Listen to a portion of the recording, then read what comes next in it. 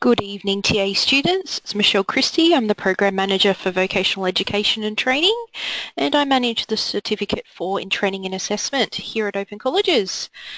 Tonight we are doing a Study Period 1 online tutorial. This is actually Tuesday the 13th of September. I did have to postpone last week's session. So how these tutorials normally run is that I will do a little bit of a presentation to start with. Everyone's muted temporarily. If you have questions throughout my session, feel free to use the chat function in the GoToMeeting panel. Ask me as many questions as you like.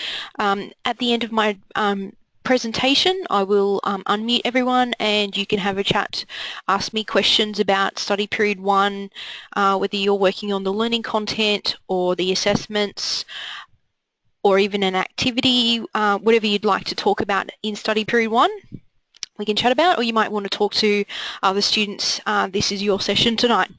All right, so I thought I might go into training packages, qualifications and units of competency.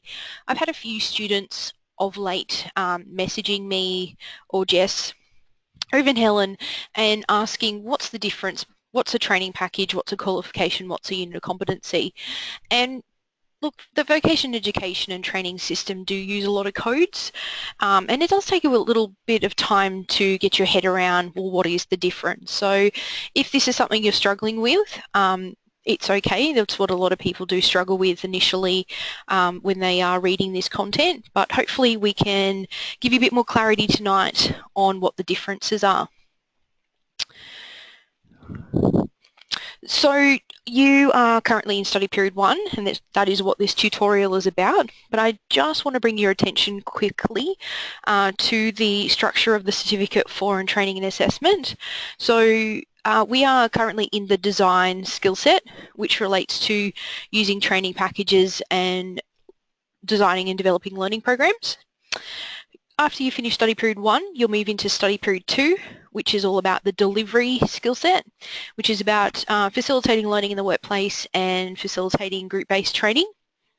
From there, you'll move into the assessor skill set and you'll learn about planning assessment activities, designing assessment tools, participating in validation, and then you'll move into Study Period 4, which is all about assessing competency.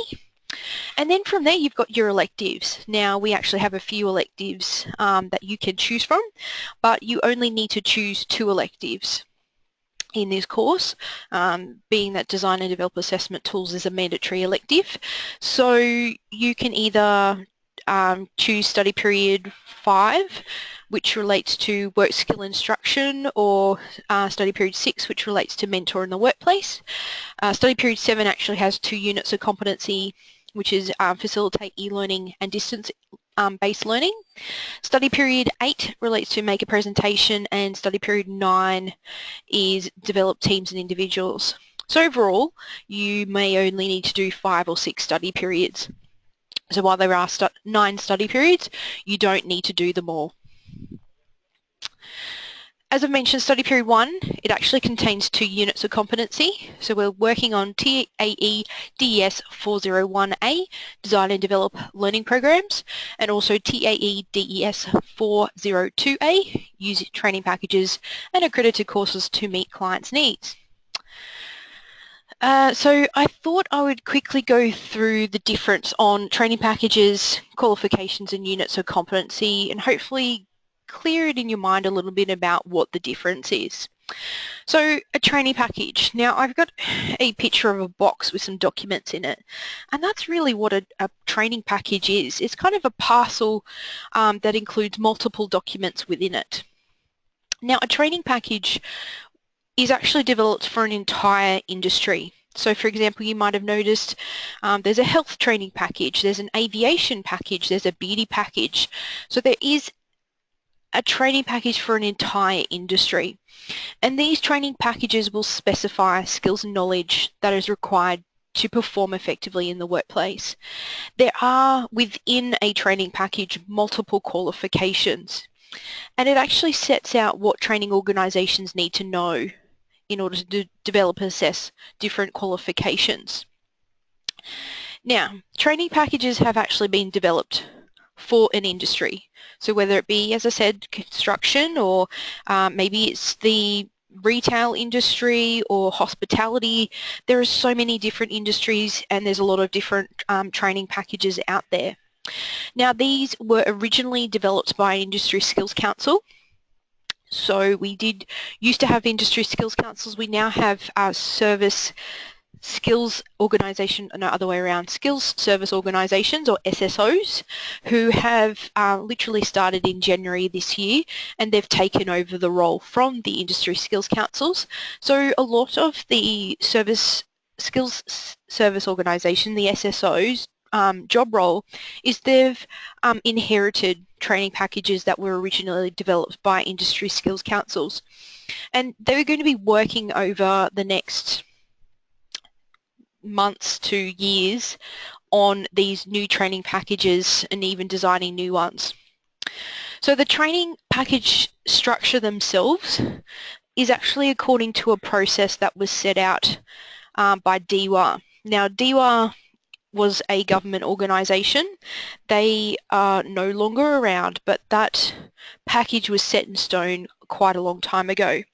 Now training packages were originally developed back in the early 90s. So the first training package, I think, was actually endorsed in 1997. And so for a long period of time, and yeah, we're talking, what, 18 years now, or maybe more, my maths isn't working. We've been using the same training package structure. So for someone like myself who's been in vet for 8 years, I've been used to a very specific way of looking at training packages. But as of the 1st of January last year, and we're talking 2015, any new training package that was endorsed needed to use what was called the Streamlined Training Package, and this was stipulated in that handbook. So we do actually currently have 2 training package structures, which make things a little bit tricky. But eventually that old structure will disappear and we'll only have the new. So hopefully we'll have a bit of consistency in the next couple of years once all the other service skills, I can't even say it, SSOs, sorry guys, have actually developed their training packages and gotten rid of all the old. Now training packages have been developed using national research and consultation.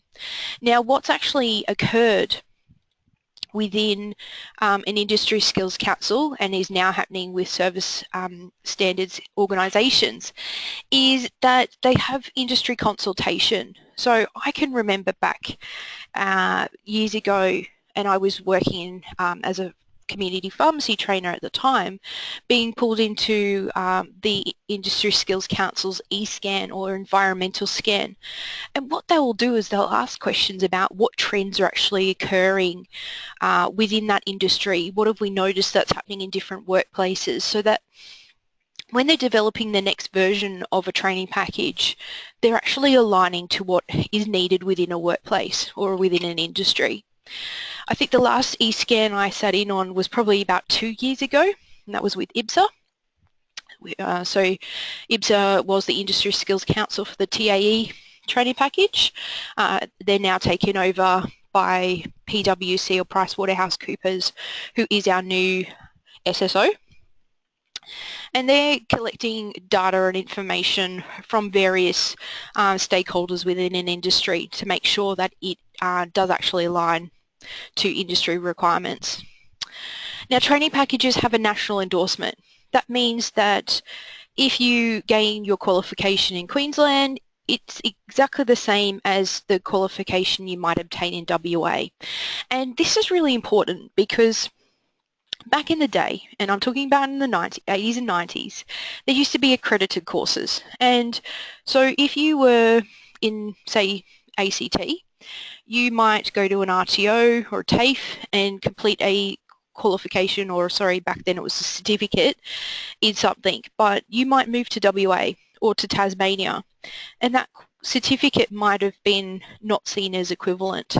So that's why training packages were actually brought around, to actually make sure that there is consistency. So whilst each RTO might deliver and assess qualifications or units of competency in a different way, those units of competency are very prescriptive, and every person should have the same knowledge and skills at the end of the day. And training packages are reviewed and actually modified regularly. So we can see when we're looking at the training.gov website that there's going to be different versions of qualifications and units of competency in training packages. So actually reviewed and modified regularly. Now, training package actually has a few different components within it. One, you've got units of competency. Two, you've got your qualifications. And three, you've got assessment guidelines. Now, the assessment guidelines, if I think about the TA training package per se, it has information within it such as who's qualified to assess this particular qualification or this particular unit of competency. It will explain regulatory requirements. It will talk about things like what's equivalent from the old training package. It had a lot of information within it. So these are endorsed components.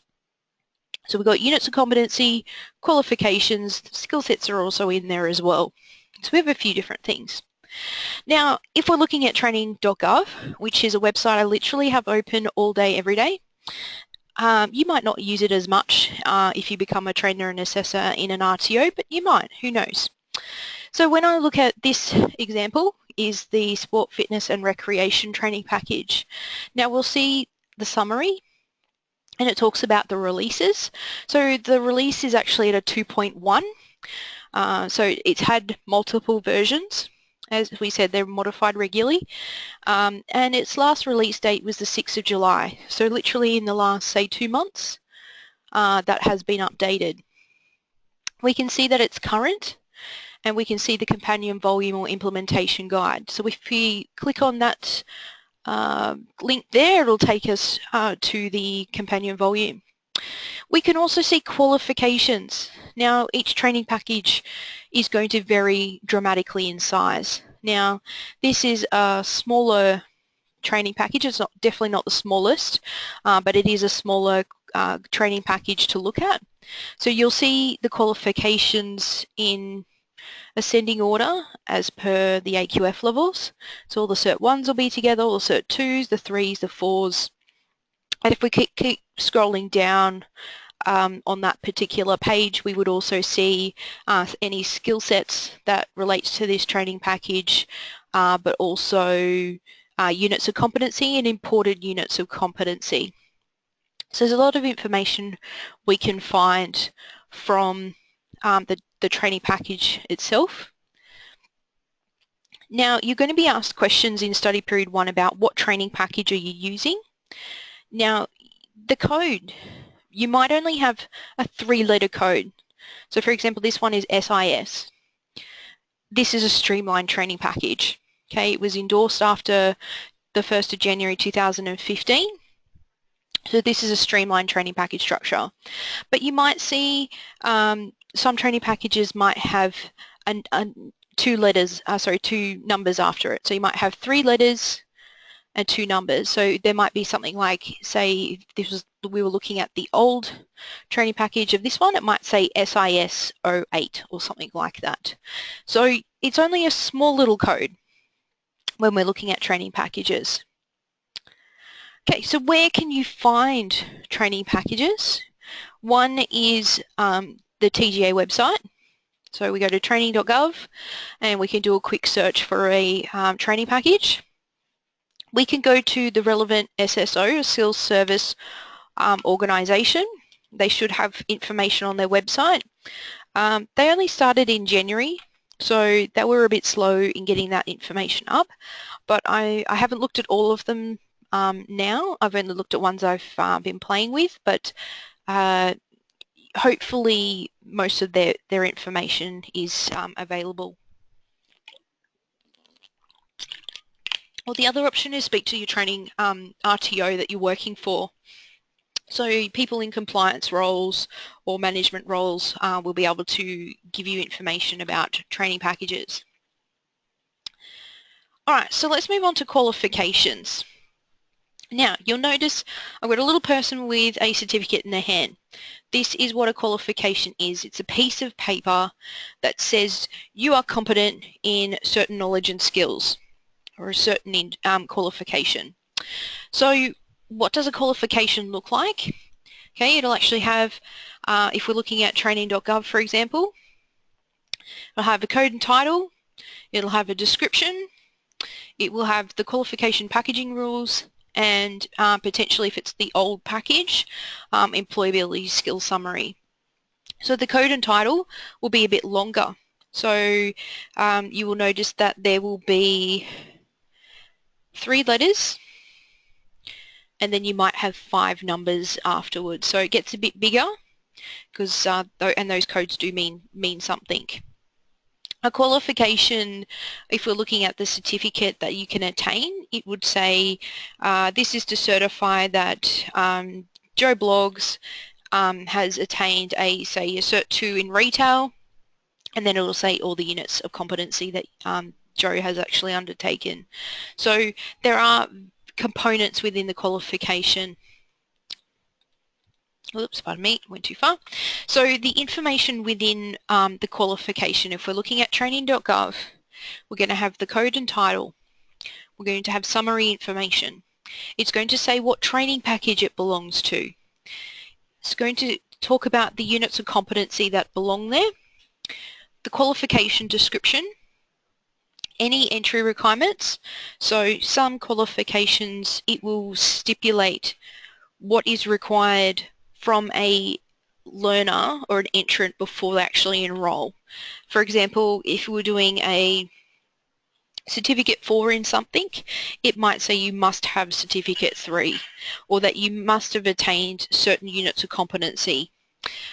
Each qualification is a bit different. Other times it might say there are no entry requirements. It really depends.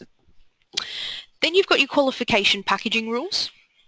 And this outlines how many units of competency a person needs to attain in order to gain that qualification.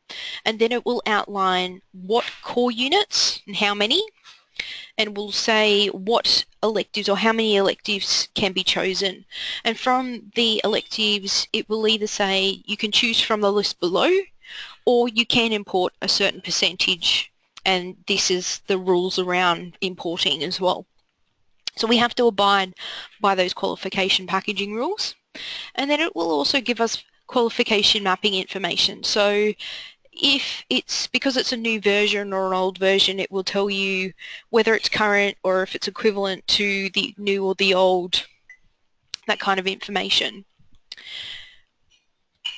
Now the qualification packaging rules, as I said, it has the number of units that you are required to achieve a qualification. It will tell you the core units. It might give you sector-specific units. It will talk about the elective units, pardon me, the rules governing the selection of electives, and what or how imported units can be used. Okay, so this is an example of a qualification. So you'll note this is Certificate 3 in Fitness, so it's from the Sport, Fitness and Recreation Training Package we were just looking at before. So SIS, so that's the training package it belongs to. 3 means it's at an AQF level 3. 03 means it's the 3rd qualification at an AQF level 3 within the fitness package, and 15 is the year that this qualification, pardon me, was actually endorsed.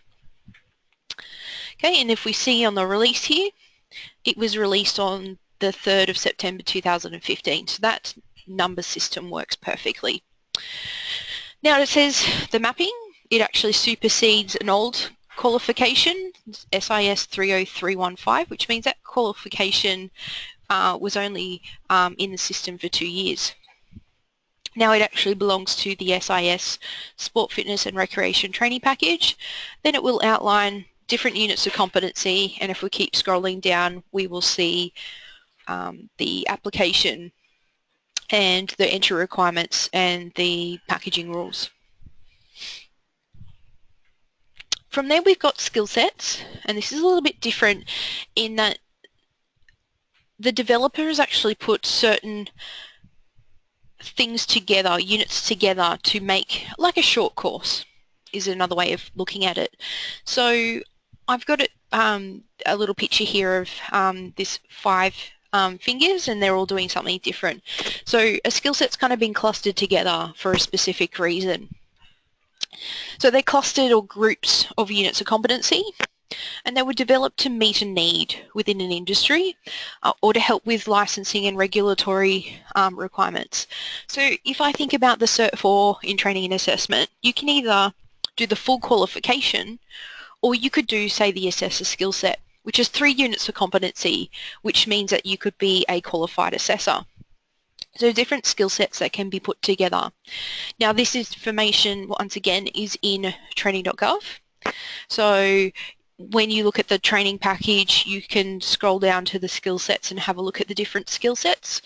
If I was to click on one, and this is the SIS SS00111, is the pool lifeguard skill set. Okay, and when I look at this particular skill set, there are, 6 units of competency within this skill set, and it relates to being a lifeguard. So you'll notice the code is a bit different, and when someone, attains a skill set, it's not a full qualification they're attaining. They'll actually get a certificate for that particular skill set. So the requirements around issuance of certificates and qualifications are a bit different with skill sets. Then you've got a unit of competency.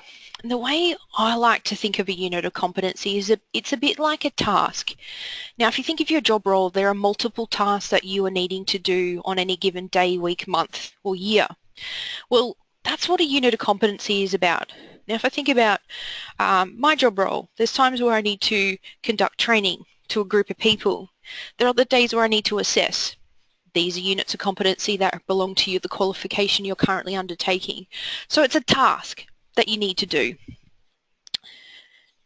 And when the training packages were actually developed with the qualifications and the units of competency, someone has sat down and gone and thought about a task within different job roles. The job role relates to the qualification. So they've looked at the different tasks and they've thought about what steps are involved. And this is where training packages or the various components of training packages makes things a bit more clearer. So units of competency, okay, describe the work outcomes and can stand alone when applied to a work situation. They don't prescribe procedures necessarily necessary to perform a role. Now the reason for that is a unit of competency is broad. It needs to meet an entire industry. And if you think about different workplaces within a particular industry that you work in, every workplace is going to do something a little bit different. So the unit of competency needs to be fairly broad, but then we can contextualize that for our clients or learners later on. So we're thinking about it like a task. Now, as I mentioned, there's 2 different structures at the moment. I'm going to focus on the streamlined training package structure first because a lot of training packages that are being endorsed now, in fact all of them that are being endorsed as after January last year, are using this new package. So when we look at the unit of competency in training.gov, we're going to see the unit code and title. We're going to see the application of the unit. We're going to see the competency field or unit sector. Now some units of competency will stipulate what they are, others won't. What that means by the competency field is, does it belong to something? So for example, if we're to look at TAE ASS 401A, Plan Assessment Activities and Processes, the competency field is assessment.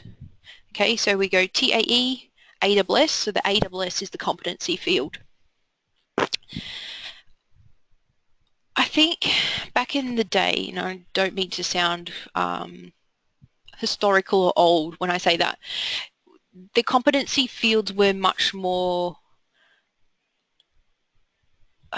how do I say, direct. You could see what those fields are, whereas these days with the streamlined training package, it's not as identifiable in some training packages. All right, so we've got elements and performance criteria. Now we've got performance evidence. Now these are tasks that the candidate must be able to do. You must get evidence of that skill for you to be able to deem somebody competent. We've got foundation skills, and foundation skills relate to the ACSF, or the Australian Skills Core Skills Framework, which relates to things like reading, writing, numeracy, learning. I'm missing one, maybe it's oral communication. But it also relates to the Core Skills for Work framework, which is things like navigating the workplace and interacting with other people. And I'm forgetting the third one off the top of my head. So some of the units of competency, that information, the foundation skills, will be mapped out perfectly for you. And it will say something like performance criteria 1.1 relates to reading, and this is the reading task that is required. Other training packages, and it depends on the developer that your training package belongs to, it might just say something like foundation skills are embedded within the performance criteria. So it just depends, but you do need to cover off on the foundation skills when we are delivering or designing learning and assessments. We've also got knowledge evidence, and that relates to what knowledge does a candidate need to know in order to be able to do that task. And we've got assessment conditions, and this will stipulate how or the context of the assessment. Okay, so it's a little bit different to the old package structure. So we had the unit code and title and a unit descriptor. It went through the employability skills and also prerequisite units. It had the application of the unit, so it's a little bit similar. You've got the competency field and sector. The elements of performance criteria remain unchanged, but then you've got required skills and required knowledge. Okay, so it's outlining the skill and knowledge that a candidate needs. Now, in order to deem somebody competent, you need both knowledge and skill to be assessed. It also had a range statement. Now, in the old training package structure, when you're looking at the performance criteria, there were bolded words. And when you went to the range statement, it would say this word could mean this, this, this, or this. And you could basically look at the range statement and go, I want to cover off on everything, or I just want to cover off on one or two things. So it was a bit of a cheat sheet, which I'm a bit sad that we've lost. But anyway, so we do have a range statement in the old. So if you're seeing a unit competency and it's got bolded words in the performance criteria, chances are you're looking at the old training package structure. And it also had the evidence guide, which had the critical aspects. It also had suggested methods of assessment, which kind of took a bit of the guesswork out of it from a course designer's perspective. You could look at the suggested assessments and go, okay, I'm going to choose these three. Great. So that's why some of the stuff has been stripped out, and that's why it's called the streamlined training package structure. Whoop. Okay, so here's an example of a unit of competency. Now you will notice the code's got bigger again. So we've got SIS. Okay, so we've got the sports fitness and recreation training package. We've got CAQ, which is supposed to mean something. And then we've got 007. Okay, so that is one of the units from the CAQ field in the SIS training package. Okay, so we'll see this particular unit of competency was released on the 6th of July. It supersedes this old one, which was released in September 2015. So that particular unit of competency was only around for a year. it belongs to this particular training package. Now, this particular unit only belongs to one training package, but sometimes you're looking at a unit and it might belong to multiple qualifications. So for example, this one belongs to a Cert 3 and a 4, but it might also belong to different training packages from time to time. Just depends on the unit. Depends on what it's been imported into. Okay, and we've also got accredited courses, and this is one area that stumps a lot of people, and I'm not surprised.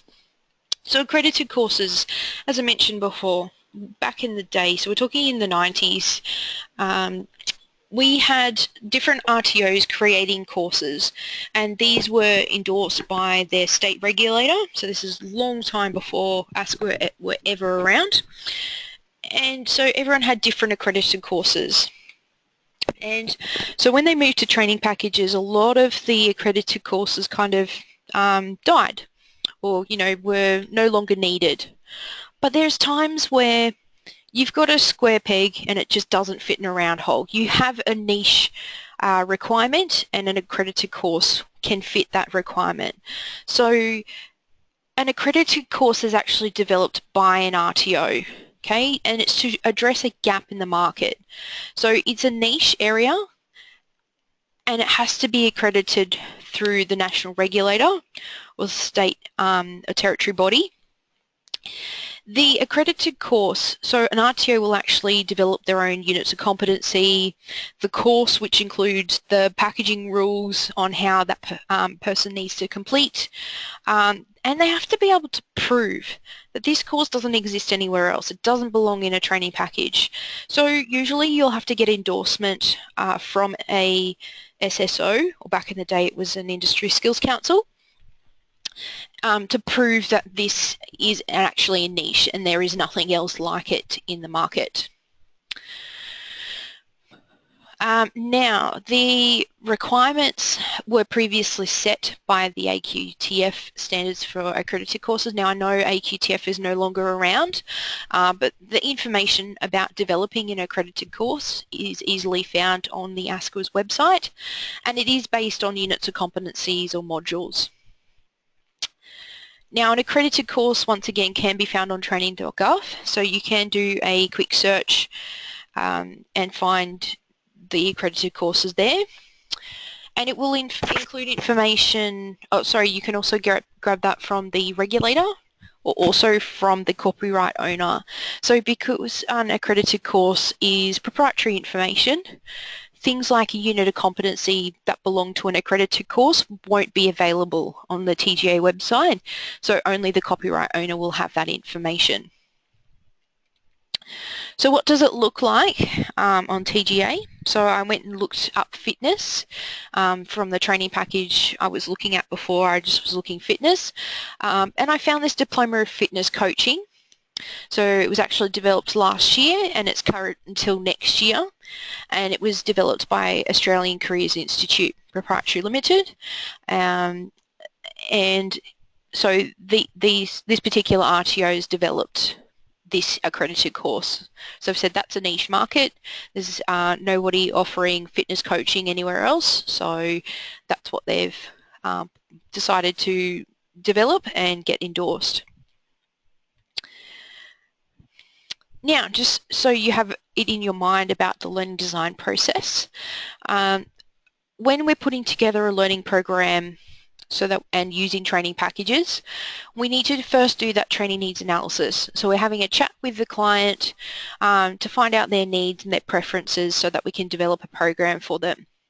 From there, we're looking at the most suitable training package. So you might be going onto training.gov, think about the industry that the client belongs to. Okay, so it's all about looking at that box with all those documents in it. So we're looking at the training package first to see what would relate to that client. And then from there, we can look at the relevant components. So whether a qualification, a skill set, or a unit of competency best suits their needs. And each client is going to be different. It depends on their requirements, the target learners, the skill gaps, their budget, the time frame, all sorts of things. So you need to think about what type of learning program is best for the client first. Then we look at contextualizing units of competency for the client and the target learners so that the units of competency make sense. From there, we develop, plan and organise the learning materials, and whether we develop them in-house or whether we purchase them through an educational publisher. Either way is perfectly fine. We need to plan and organise assessments, and once again that might be either developed in-house or from an educational publisher. From there, we would be developing that learning program plan, which we would have already done that contextualization part, getting final sign-off from the client, making sure they're happy, and then implementing. Now, implementation means that the trainers will go out and train on the dates that we've specified, and the assessors will assess on the dates that are specified as well. So I'm going to open up for questions. I'm going to unmute everybody.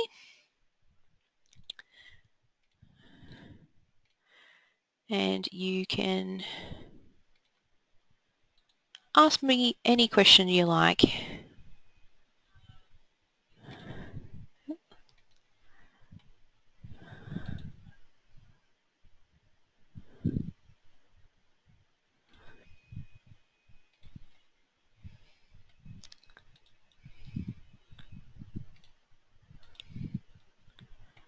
Okay, I've unmuted. Hello. Hello. Yeah, hi Michelle, it's Diana. I'm Hi, doing the going through this assessments.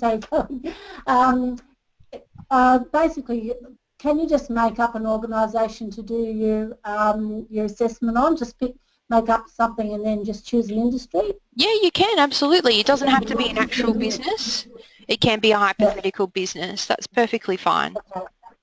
Okay, no, that's fine. Because I was looking through it, and you've got a couple of examples, the two companies that they use an example, and I thought, Yes. well, there's no point duplicating that, so I can just go off and make up something. Yeah, absolutely. If you're wanting to use your own vocational competency and it's a business that you might be aware of, but you want to protect their name and change it to something else, that's perfectly fine.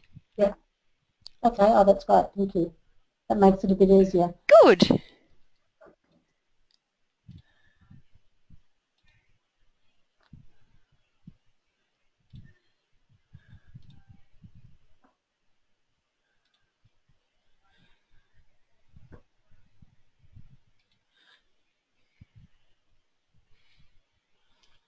Any other questions about study period 1, whether it be the learning, the assessment activities, maybe working through an activity, maybe you want to ask me about course design in an RTO?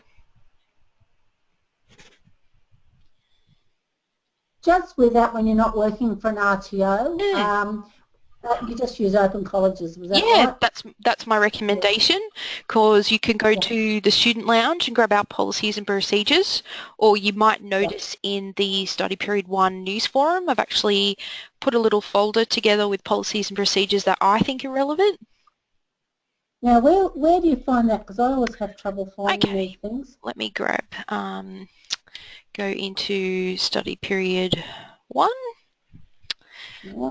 Hang on one sec. Okay. Okay, can you see I'm in study period 1? Yes. Okay, Yep. so just scroll down the bottom under additional resources. There's a news forum. Okay. So there's a news forum in every study period. And you can just click on that. You should find Open Colleges Policies and Procedures. Oh, perfect. Thank you. That's great. That's all right.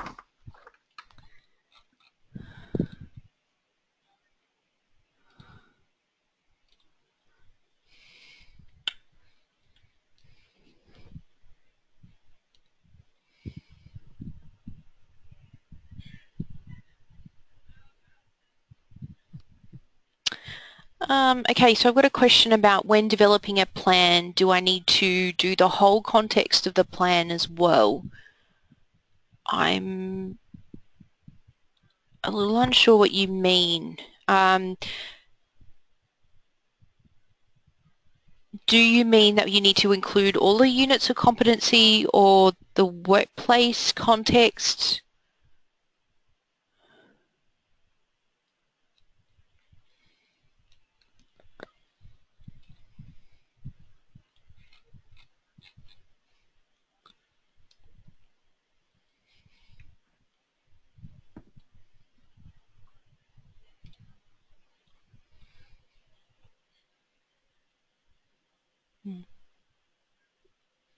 just waiting for that response. Oh, do you need the content? Okay. No, so for the plan, this is a blueprint and it's outlining what training and assessment is going to occur in the future. So you don't actually need to develop the content in the first assessment, but you do need to develop the content in the second assessment. So we ask that you develop a PowerPoint, or if you're in portfolio number 3, then that could be an activity, or we give a few options for the content. But for the purposes of the learning program plan, you literally just need to fill out the template that's provided in the assessment.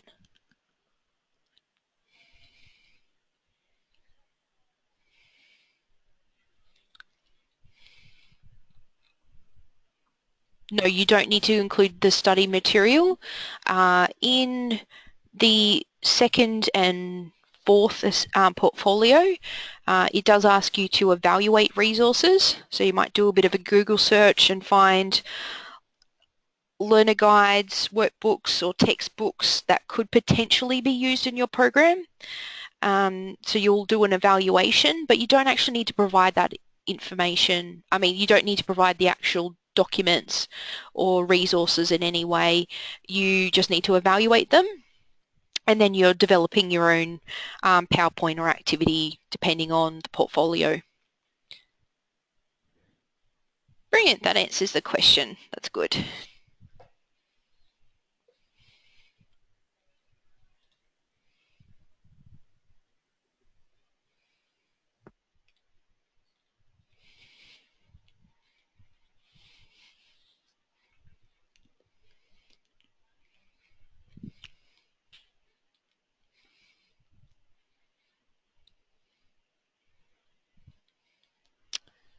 Are there any other questions for me about study period 1, or you might want to ask a question to the general audience and have a chat with each other?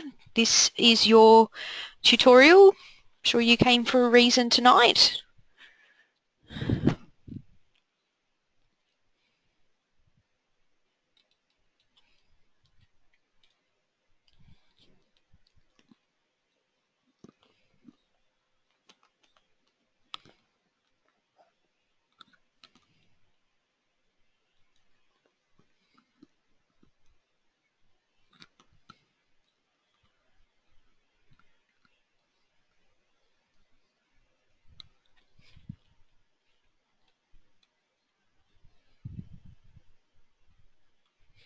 Anna said thanks very much. She's going back and going to do some more study, which is great, and that she's going to see me on Thursday. That's great. So Thursday we have a study period two online tutorial, so we'll be talking about training delivery.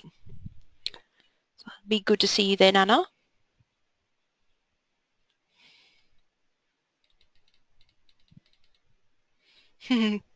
Yes, get some study in while it's fresh. That's great. Have a good night.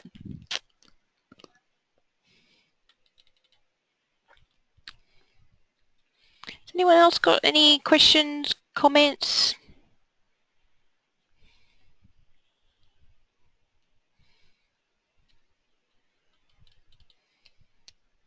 You can use the chat function in the GoToMeeting panel if you don't want to speak in your speaker. That's perfectly fine. Okay, I got a question about what is meant by stakeholders. Stakeholders are any people or job roles that are related to the planning or the implementation of that learning program. So the stakeholders might be from both the RTO and the client.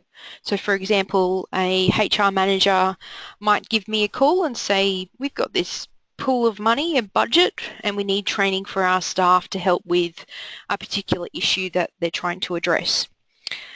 So that HR representative from that business is a stakeholder, someone I'd be contacting regularly to make sure that I've done the training needs analysis potentially with them, and we'd be, until that their client has actually signed off on the learning program, we might have multiple conversations. And then as the training is actually implemented, there might be other people from that organisation that is also liaised with, and it might be someone like the target learners and their manager, maybe finance or a different part of the business. It just depends on the industry you're working with. And then from an RTO's perspective, the course designer would obviously be involved, but there are other job roles within an RTO, so their manager might be involved, compliance, potentially the training manager or trainers and assessors. There might be a specific sales or project team involved, or admin. There are lots of different stakeholders, but it's basically anyone who could potentially be involved in that program.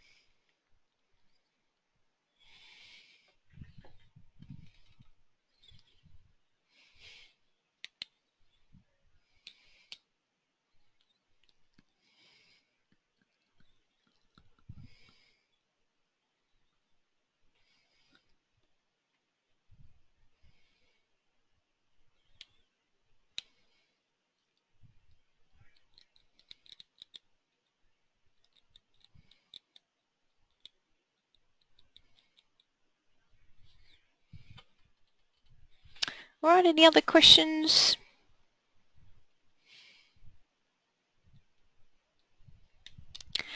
Question is, do I need to have a partnership with an RTO? Look, it just depends on the program you're putting together. Some workplaces or businesses want to actually conduct the training and or assessment for their staff. And if you're using a training package, then absolutely they need to be in partnership with an RTO. But if the workplace is saying, look, we're happy for the RTO trainers and assessors to conduct that training, then no, it doesn't have to be a partnership. It's only if it's needed. So if you're just wanting to use in your assessment open colleges, and then you're talking about the client's information, that kind of thing, and not have a partnership, that is perfectly fine. Some workplaces just like to have a hand in that training and assessment, so that's where a partnership will come into play. Just to give you some extra context, sometimes a RTO will actually partner with another RTO, and the reason for that is that a particular RTO might not have that particular qualification, competency or skill set on their scope of registration. So we can only train and assess what is on our scope, and we will potentially partner with another RTO to use that scope, and whoever holds that particular training package, competency on their scope, they will issue the qualification at the end of the day. So whoever has that qualification or competency or skill set, they will hold the risk, and they need to make sure that the RTO standards are abided by whoever is training and assessing on their behalf. That's perfectly fine. I was happy to answer that question for you.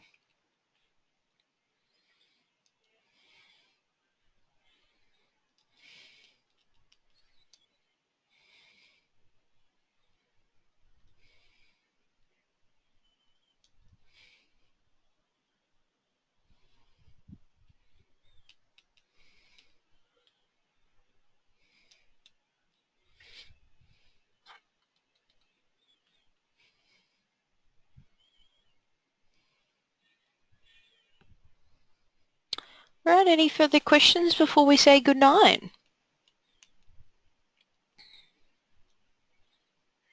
You're very welcome, Dana. I hope you have a good night.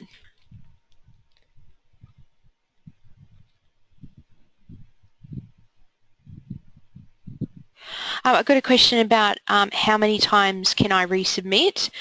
Under the Open Colleges policy, I think it's the assessment policy off the top of my head, you can resubmit up to 3 times. So that's the original and I think another 3. So if you submit your assessment and it's deemed not satisfactory and it's given a grade as a withheld, your assessor will give you pretty thorough feedback on what you need to do to resubmit. So in study period 1, Helen usually marks up that assessment with some comments, and she also gives you a feedback form which outlines what is required to resubmit. Do we check assessments before submission? No. This is your opportunity to demonstrate your own competency, but if you do have specific questions about the assessment requirements, it's best to either contact Jess, the course coordinator, or Helen, the trainer in study period 1, and ask specific questions about your assessment. Have a look at the tutorials. We've had specific tutorials around the requirements in each of these portfolios in study period 1, and if you're still unsure, let Jess know that you're struggling, and she will contact you to discuss that further.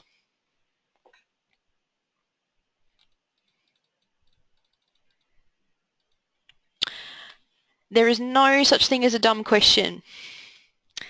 I want you to have clarity in what you're studying. So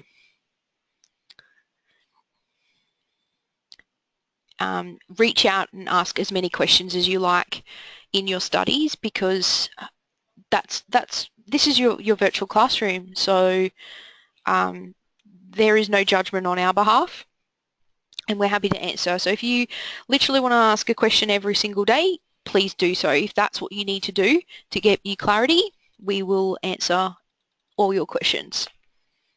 And my trainers are pretty responsive as well. They will answer in a fairly timely manner for you. You're welcome, Dinah. Have a lovely evening. Hopefully I'll speak to you again soon.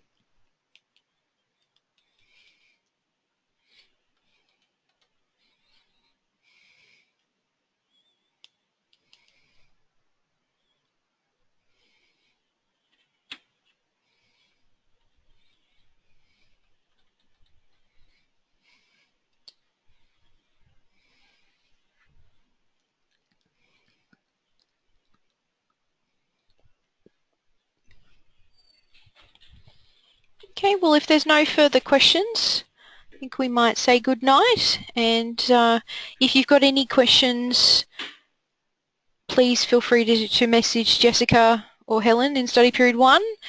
Our next tutorial, as I said, next week is study period 2.